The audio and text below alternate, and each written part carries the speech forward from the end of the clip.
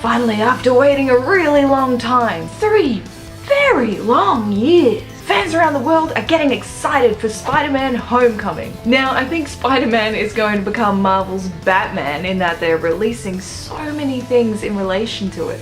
What I really wanted to say before I go out and see the film is that although it looks fun, it looks poppy, I kind of think that it's not going to be that much different from what we get from all the other films. I want to be wrong. I want to love this film, I really do. But in saying that, I'm not really a Marvel fan, so I'm probably not going to know what's going on. It's the third time lucky, and I mean third star lucky, so hopefully I'll come out of this film with a big smile on my face. Fair warning, there may be spoilers. Hey Peter, you coming tonight? I can't tonight. I got the Stark internship. What's up, guys? Spider-Man Homecoming follows Peter Parker, aka Spider-Man, as he tries to impress his new mentor Iron Man by going after a group of men who are altering alien technology with human technology. These dangerous weapons that these men are creating are leading to a disastrous situation in Spider-Man's neighborhood. What's worse, the head honcho of this gang has this freaking awesome set of mechanical wings. I know you know what I'm talking about. So with great expectations from Tony Stark and his Aunt May and all the teachers at his school, Peter Parker struggles to balance his secret identity with being a friendly neighborhood Spider-Man. Can't you just be a friendly neighborhood Spider-Man? Now if you haven't heard of Spider-Man before, I kind of don't know how you didn't. Now there have been multiple television and movie renditions of Spider-Man, but on the silver screen, the ones that stand out are Tobey Maguire from 2002, Andrew Garfield from 2012, and this year's Tom Holland in the Spider-Man Homecoming. You're going to see a lot of reviews that refer back to the old material and people questioning, why is Spider-Man rebooted that much? But as a DC lover, I've got to be fair, how many times has Batman been rebooted?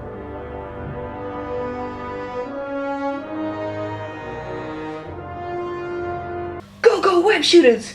But between Tobey, Andrew and Tom Holland is the most high school looking kid. And Tom Holland does bring some amazing gymnastics to the character as well. But what about his villain? Now we know Michael Keaton as Batman and we even know him as Birdman. And now he's back as Vulture for Spider-Man Homecoming. He really does play an interesting villain and is probably my favorite across all the Marvel films. Now I won't talk too much about his storyline because some of it is actually really good and I want it to be a surprise for you.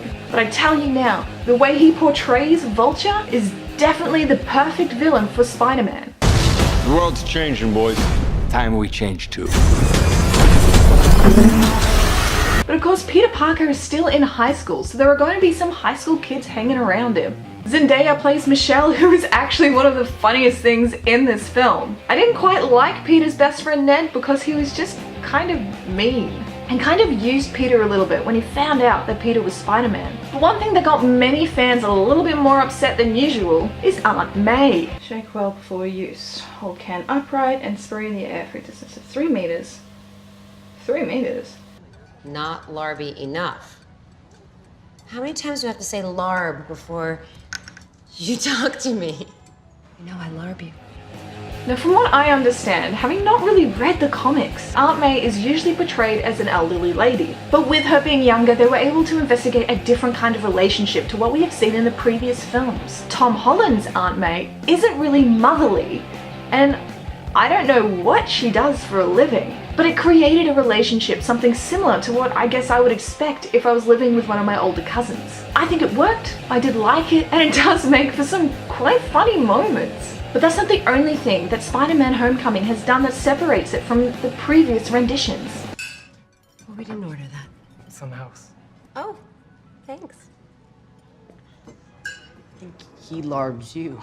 As you can see in the promotional videos, Peter Parker likes to vlog. And that's fine, it will get dated, but it definitely solidifies this film in the here and now. A similar thing that happens is when Peter Parker is texting Happy, who is Tony Stark's bodyguard. So what we see nowadays is when a character is texting, usually the words that they are writing comes up beside them in little speech bubbles, which is cool. It's quite comic booky, but it definitely solidifies Peter Parker as a teenager in 2017. Here Peter is at the start of the film texting with these text bubbles, but we don't see it anywhere else. And I think by reflecting that at the end of the film, it could have been used to show how Peter Parker had grown from a child. And yes, it would have been too much to drag it through the whole film, but it would have been nice for it to pop up again at the other end, to have a little bit of a mirror effect on either end of the film. No, I'm telling you, something is blocking it.